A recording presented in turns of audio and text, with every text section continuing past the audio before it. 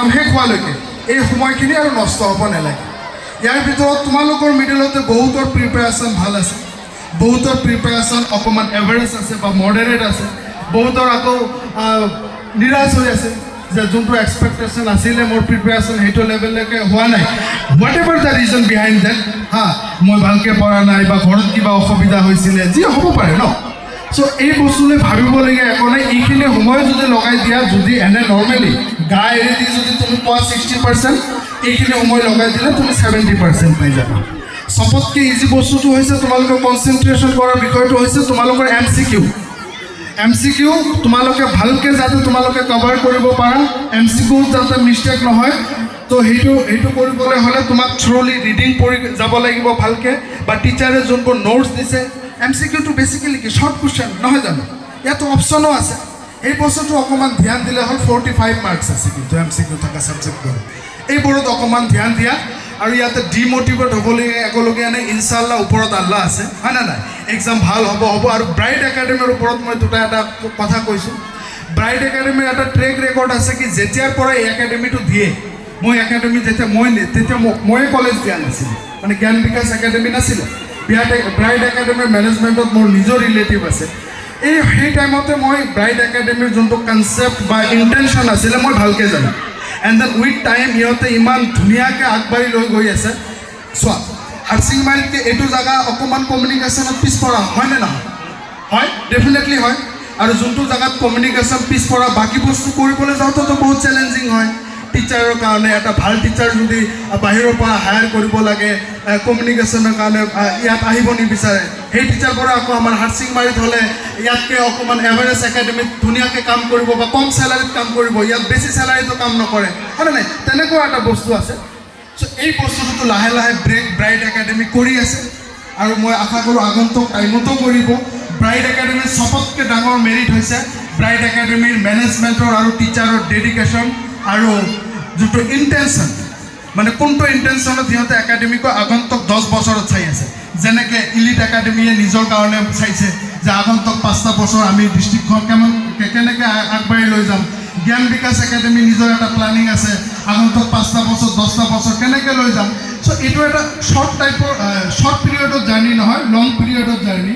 আজি চোৱা, তোমালোকৰ যোনটো এডুকেশ্যন পাই আছা বা যোনটো ইম্প্ৰুভমেণ্ট হৈ আছে, ক্লাছ 9ৰ বাচ্চা তোমাতকৈ অকণমান বেছি পাব, বা 8ৰ বাচ্চা ফেচিলিটিছ অকণমান বেছি পাব।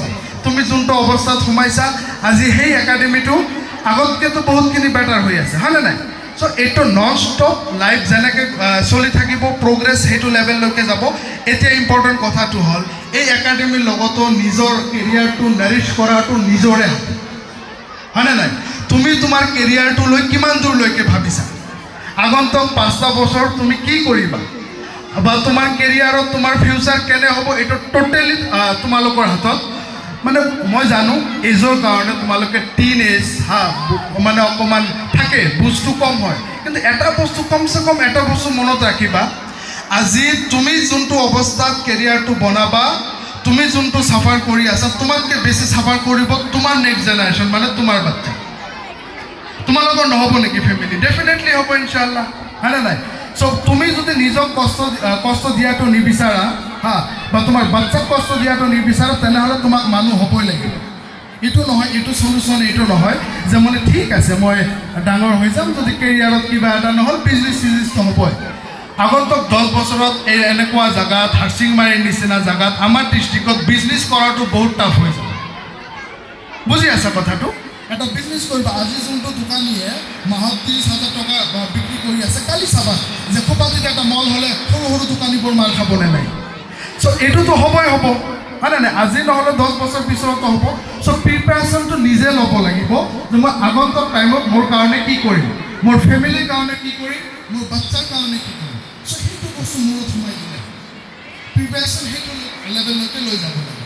চ' মই আশা কৰোঁ ব্ৰাইট একাডেমীৰ বাচ্চা বহুতে ব্ৰাইট, এই একাডেমী এই অঞ্চলত এটা এডুকেশ্যনৰ যোনটো হেল্ডি এনভাইৰনমেণ্ট বা এটা সজাগতা বা যোনটো এটা ৰেচ ইয়াতে ক্ৰিয়েট কৰিছে। কেইদিনমান আগত মই আৰু এটা একাডেমীত গ'লোঁ, তাৰো এটা ধুনীয়া মহল পালোঁ। সেই একাডেমীখনো নতুন ব্ৰাইট একাডেমীৰ পিছতে হোৱা। চ' সিহঁতৰো এটা ধান্দা কি আছে যে ব্ৰাইট একাডেমি যিমান কৰিব আমি তাতকৈ ভাল কাম কৰিম। ব্ৰাইট একাডেমি এইটো ভাবি আছে যে আমাৰ হাৰচিংমাৰীত দুটা এটা ভাল স্কুল আছে বা যোনখিনি ভাল স্কুল আছে ইয়াৰ লেভেলত কেনেকৈ যাওঁ বা ইয়াক কেনেকৈ বিল্ড কৰোঁ, ৰেজাল্টতে হওক, ফেচিলিটিছতে হওক, বাকী চব বস্তুতে হওক। চ' এই বস্তুটো আছে, এই বস্তুটো মই ধোৱা আছে আৰু ছাপৰ্টো আছে। ইয়াৰ চাগতে মই ব্ৰাইট একাডেমিৰ মেনেজমেণ্ট আৰু টিচাৰক কৈছোঁ যিকোনো ধৰণৰ হেল্প যদি আপোনালোকৰ অনুভৱ হয় যে জ্ঞান বিকাশ একাডেমীৰ ফালৰ পৰা কিবা এটা বস্তু বিচাৰিলে বা টিচাৰে হওক বা যিয়ে নহওক যেনেকুৱা ধৰণৰ যিকোনো হেল্প বেছ হিচাপ আমাক সুধিলে হ'ল। আমি অলৱেজ ব্ৰাইট একাডেমিৰ ছাপৰ্টত আছোঁ। চ' আমাৰ গ'ল হ'ল, আমাৰ ইণ্টেনশ্যনটো হ'ল যে নিজৰ একাডেমিটো অকল গ্ৰ' কৰা নহয়, এণ্টায়াৰ ডিষ্ট্ৰিক্টৰ যোনটো বজাৰ আছে, এণ্টায়াৰ ডিষ্ট্ৰিক্টৰ যোনটো টেগ আছে।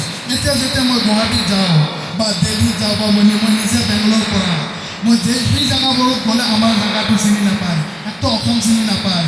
2 নম্বৰ অসম চিনি পালে আমাৰ ডিষ্ট্ৰিক্ট চিনি নাপায়, 2 নম্বৰ ডিষ্ট্ৰিক্ট চিনি পালে আমাৰ জেগাটো চিনি নাপায়।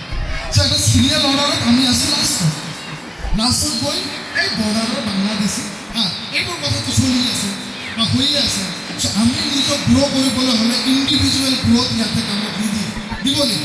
চ' আমি গ্ৰ' কৰিবলৈ হ'লে নিজৰ লগতে চবকে লৈ কেনে গ্ৰ' কৰিব লাগিব। ঠিক আছে, টাইম লাগক, এদিনত এটা বছৰত কৰিব নালাগে, 2টা বছৰত কৰিব নালাগে, এটা সময়ত আহিব। আমাৰ জেনেৰেশ্যনত নহ'লে আমাৰ প্ৰচেষ্টাত আমাৰ নেক্সট জেনেৰেশ্যনতো হ'ব, হয়নে নাই? সেইটো মাইণ্ডছেট লৈ মই আশা কৰোঁ আগন্তুক টাইমত তোমালোকেও ডাঙৰ হোৱা, ভাল মানুহ হোৱা। কেৰিয়াৰতকৈ বেছি ইম্পৰ্টেণ্ট হৈছে বিং এ হিউমেন, তুমি কেনেকৈ, হয়নে নাই?